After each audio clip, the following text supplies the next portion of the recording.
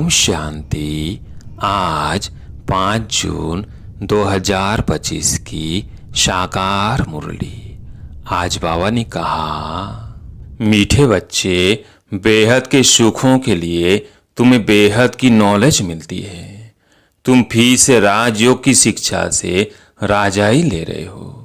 प्रश्न, तुम्हारा ईश्वरीय कुटुंब किस बात में बिल्कुल ही निराला है? उत्तर, इस ईश्वरीय कुटुंब में कोई 1 रोज का बच्चा है, कोई 8 रोज का, लेकिन सब पढ़ रहे हैं।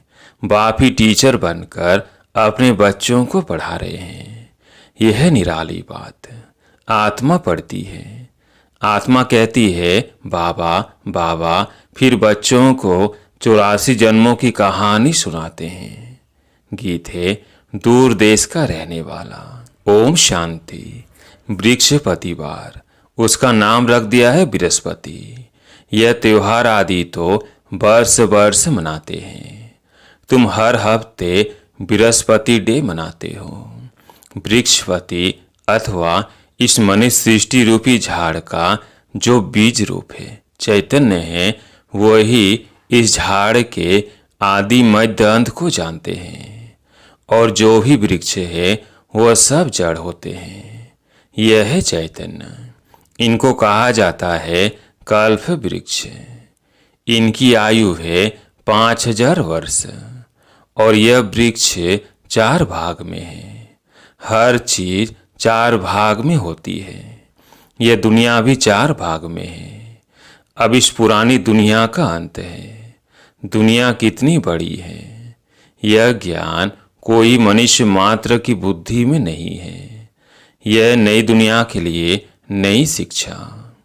और फिर नई दुनिया का राजा बनने के लिए अथवा आदि सनातन देवी देवता बनने के लिए शिक्षा भी नहीं है। भाषा तो हिंदी है। बाबा ने समझाया है, जब दूसरी राजा स्थापन होती है तो उनकी भाषा अलग होती है। सतयुग में क्या भाषा होगी, सो बच्चे थोड़ा थोड़ा जानते हैं। आगे बच्चियां ध्यान में जाकर बतलाती थी। वहाँ कोई संस्कृत नहीं है। संस्कृत तो यहाँ है ना। जो यहाँ है वह फिर वहाँ नहीं हो सकती। तो बच्चे जानते हैं, यह है वृक्षपति। उनको फादर रचता भी कहते हैं झाड़ का। यह चैतन्य बीज रूप, वह सब होते हैं जड़। बच्चों को सृष्टि के आदि मध्य अंत को भी जानना चाहिए ना। इस समय नॉलेज न होने कारण मनुष्यों को सुख नहीं है। यह बेहद की नॉलेज है, जिससे बेहद का सुख होता है। हद की नॉलेज से काग बिष्टा समान सुख मिलता है। तुम जानते हो, हम बेहद के सुख के लिए अभी पुरुषार्थ कर रहे हैं। फिर से यह फिर से अक्षर शिव तुम सुनते हो। तुम ही फिर से मनुष्य देवता बनने के लिए यह राजयोग की शिक्षा प्राप्त कर रहे हो। यह भी तुम जानते हो, ज्ञान का सागर बाप निराकार है। निराकारी तो बच्चे आत्माएं भी है, लेकिन सबको अपना अपना शरीर है। इनको अलौकिक जन्म कहा जाता है। और कोई मनुष्य ऐसे जन्म ले नहीं सकते जैसे ये लेते हैं। और इनकी भी वानप्रस्थ अवस्था में प्रवेश करते हैं। बच्चों यानी आत्माओं को सम्मुख बैठ समझाते हैं। और कोई आत्माओं को बच्चे बच्चे कह न सके। कोई भी धर्म वाला हो, जानते हैं शिव बाबा हम आत्माओं का बाबा है। वह तो जरूर बच्चे बच्चे ही कहेंगे। बाकी कोई मनुष्य आत्मा को ईश्वर नहीं कह सकते, बाबा नहीं कह सकते। यूं तो गांधी को ही बाबू कहते थे।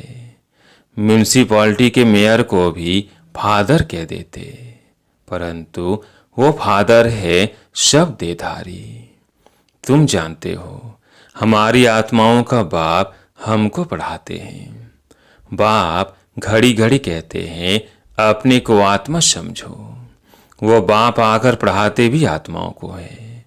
यह ईश्वरीय कुटुंब, बाप के इतने ढेर बच्चे हैं। तुम भी कहते हो बाबा हम आपके हैं, तुम बच्चे हो गए। कहते हैं बाबा हम 1 रोज का बच्चा हूँ, 8 रोज का बच्चा हूँ, मास का बच्चा हूँ। पहले जरूर छोटा ही होगा, बल 2 से 4 दिन का बच्चा ही है, परंतु आर्गन्स तो बड़े हैं ना, इसलिए सब बड़े बच्चों को पढ़ाई चाहिए। जो भी आते हैं सबको बाप पढ़ाते हैं। तुम भी पढ़ते हो, बाप के बच्चे बने फिर बाप समझाते हैं। तुमने 84 जन्म कैसे लिए हैं? बाप कहते हैं मैं भी बहुत जन्मों के अंत में इनमें प्रवेश करता हूँ और फिर पढ़ाता हूँ। बच्चे जानते हैं यहाँ हम बड़े से बड़े टीचर के पास आए हैं, जिससे ही फिर यह टीचर से निकले हैं, जिनको पंडे कहते हैं। वह भी सबको पढ़ाते रहते हैं। जो जो जानते जाएंगे पढ़ाते रहेंगे। पहले पहले तो समझाना ही यह है, 2 बाप है ना, एक लौकिक और दूसरा पारलौकिक। बड़ा तो जरूर पारलौकिक बाप हो गया, जिसको भगवान कहा जाता है। तुम जानते हो अभी हमको पारलौकिक बाप मिला है और किसी को पता नहीं। धीरे धीरे जानते जाएंगे। तुम बच्चे जानते हो हम आत्माओं को बाबा पढ़ाते हैं। हम आत्माएं ही एक शरीर छोड़ फिर दूसरा लेंगी, ऊंच से ऊंच देवता बनेंगी। ऊंच से ऊंच बनने के लिए आए हैं। कई बच्चे चलते चलते ऊंचे से ऊंची पढ़ाई को छोड़ देते हैं। किसी न किसी बात में संशय आ जाता है या माया का कोई तूफान सहन नहीं कर सकते हैं। काम महाशत्रु से हार खा लेते हैं। इन्हीं कारणों से पढ़ाई छूट जाती है। काम महाशत्रु के कारण ही बच्चों को बोझ सहन करना पड़ता है। बाप कहते हैं कल्प कल्प तुम अबलाए माता ही पुकारती हो। कहते हैं बाबा हमको नंगन होने से बचाओ। बाप कहते हैं याद के सिवाय और कोई रास्ता नहीं, याद से ही बल आता जाएगा। माया बलवान की ताकत कम होती जाएगी, फिर तुम छूट जाएंगे। ऐसे बहुत बंधन से छूट कर आते हैं, फिर अत्याचार होना बंद हो जाता है। फिर आकर शिव बाबा से ब्रह्मा द्वारा बातचीत करते हैं। यह भी आदत पड़ जानी चाहिए।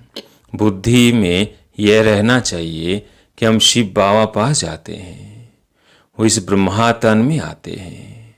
हम शिव बाबा के आगे बैठे हैं। यहाँ से ही विकार विनाश होंगे। अपने को आत्मा समझ बाप को याद करना है, यही शिक्षा मिलती है। बाप से मिलने आओ तो भी अपने को आत्मा समझो, आत्माभिमानी भव। यह ज्ञान भी तुमको अभी मिलता है। यह है मेहनत।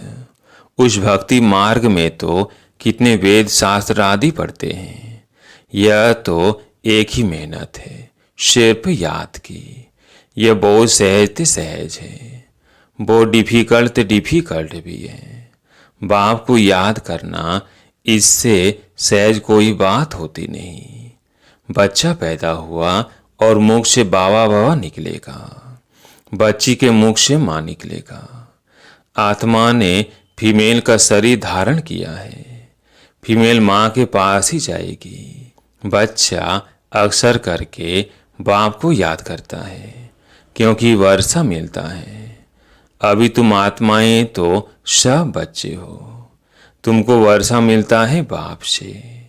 आत्मा को बाप से वर्षा मिलता है याद करने से। देयमानी होंगे तो वर्षा पाने में मुश्किलात होगी। बाप कहते हैं मैं बच्चों को ही पढ़ाता हूँ। बच्चे भी जानते हैं हम बच्चों को बाप पढ़ाते हैं। यह बातें बाप के सिवाय कोई बता ना सके। उनके साथ ही भक्ति मार्ग में तुम्हारा प्यार था। तुम सब आशिक थे उस मासूक के।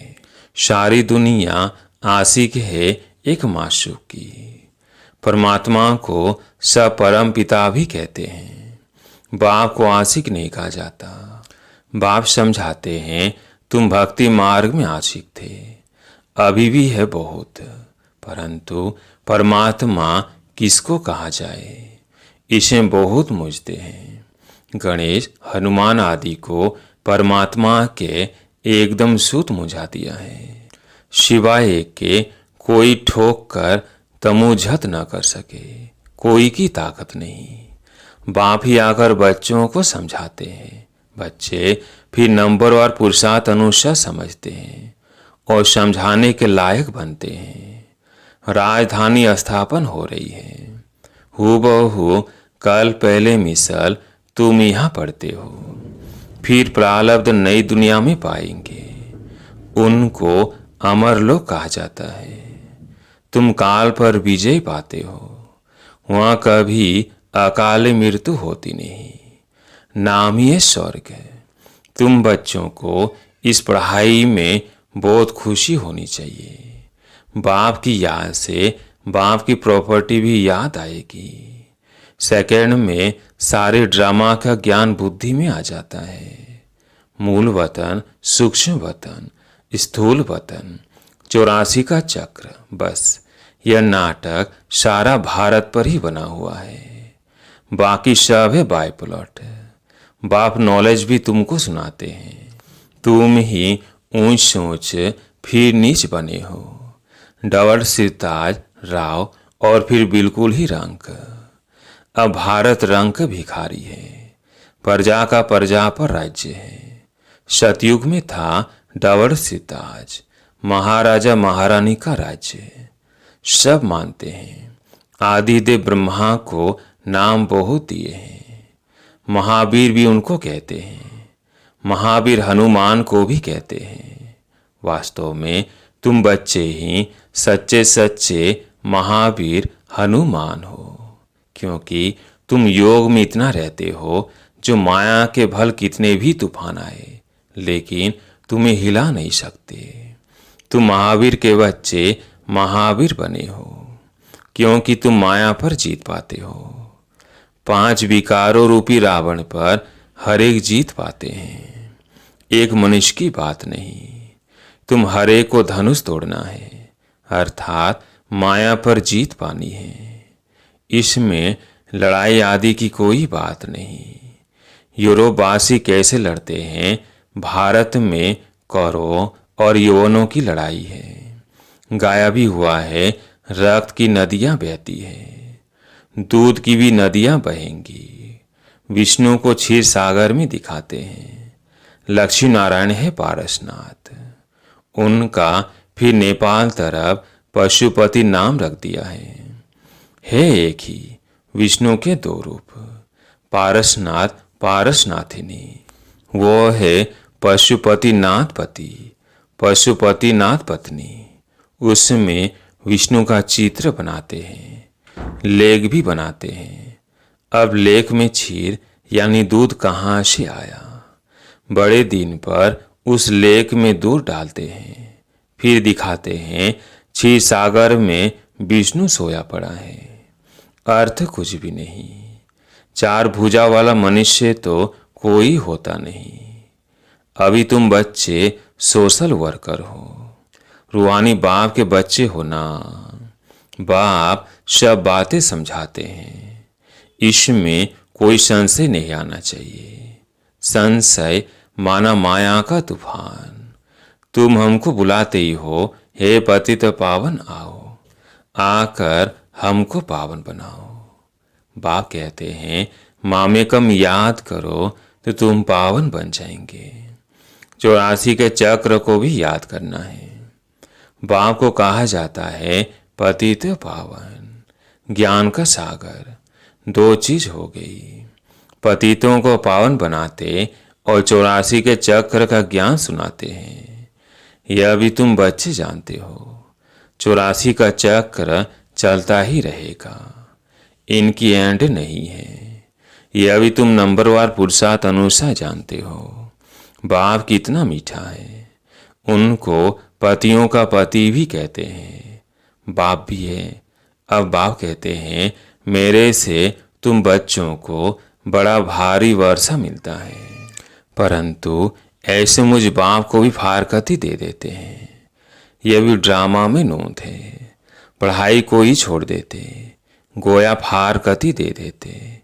कितने बेसमझ है।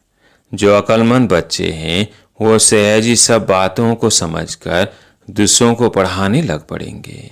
वो फौरन निर्णय लेंगे कि इस पढ़ाई से क्या मिलता है और इस पढ़ाई से क्या मिलता है, क्या पढ़ना चाहिए। बाबा बच्चों से पूछते हैं।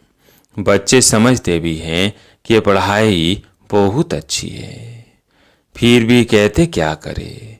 जिस्मानी पढ़ाई नहीं पढ़ेंगे तो मित्र संबंधी आदि नाराज होंगे। बाप कहते हैं, दिन प्रतिदिन टाइम बहुत थोड़ा होता जाता है, इतनी पढ़ाई तो पढ़ नहीं सकेंगे। बड़े जोर से तैयारियां हो रही है, हर प्रकार से तैयारी होती है ना। दिन प्रतिदिन एक दो में दुश्मनी बढ़ती जाती है। कहते भी हैं, ऐसी ऐसी चीजें बनाई हैं जो फट से सबको खलास कर देंगे। तुम बच्चे जानते हो, ड्रामा अनुसार अब लड़ाई लग नहीं सकती। राजा स्थापन होनी है, तब तक हम भी तैयारी कर रहे हैं। यह भी तैयारी करते रहते हैं। तुम्हारा पिछाड़ी में बहुत प्रभाव निकलने का है। गाया भी जाता है, ओह प्रभु तेरी लीला। यह इसी समय का गायन है। यह भी गाया हुआ है, तुम्हारी गत मत न्यारी। सब आत्माओं का पाठ न्यारा है। अभी बाप तुमको श्रीमत दे रहे हैं कि मामेकम याद करो तो विकर्म विनाश होंगे। कहाँ श्रीमत, कहाँ मनुष्यों की मत। तुम जानते हो, विश्व में शांति सिवाय परमपिता परमात्मा के कोई कर न सके।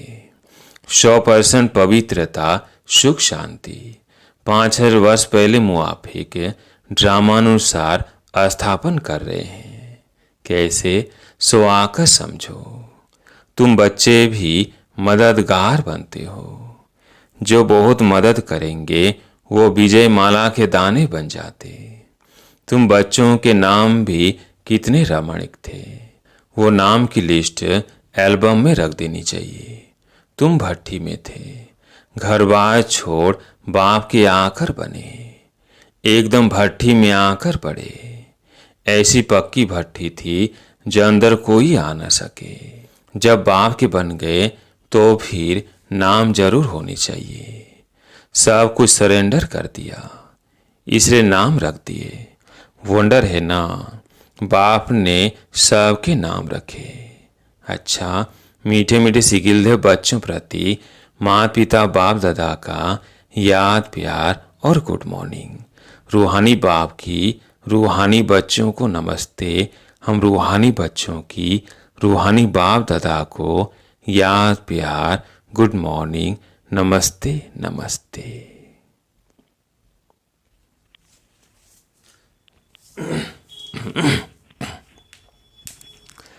धारणा के लिए मुख्य सार। पहला पॉइंट है, किसी बात में संशय बुद्धि नहीं बनना है। माया के तूफानों को महावीर बन पार करना है। ऐसा योग में रहो जो माया का तूफान हिला न सके। दूसरा पॉइंट है, अक्लमंद बन अपनी जीवन ईश्वरीय सेवा में लगानी है। सच्चा सच्चा रूहानी सोशल वर्कर बनना है। रूहानी पढ़ाई पढ़नी और पढ़ानी है। आज प्यारे मीठे बाबा का वरदान, अहम और वहम को समाप्त कर रहम दिल बनने वाले विश्व कल्याणकारी भव। अहम और वहम को समाप्त कर रहम दिल बनने वाले विश्व कल्याणकारी भव।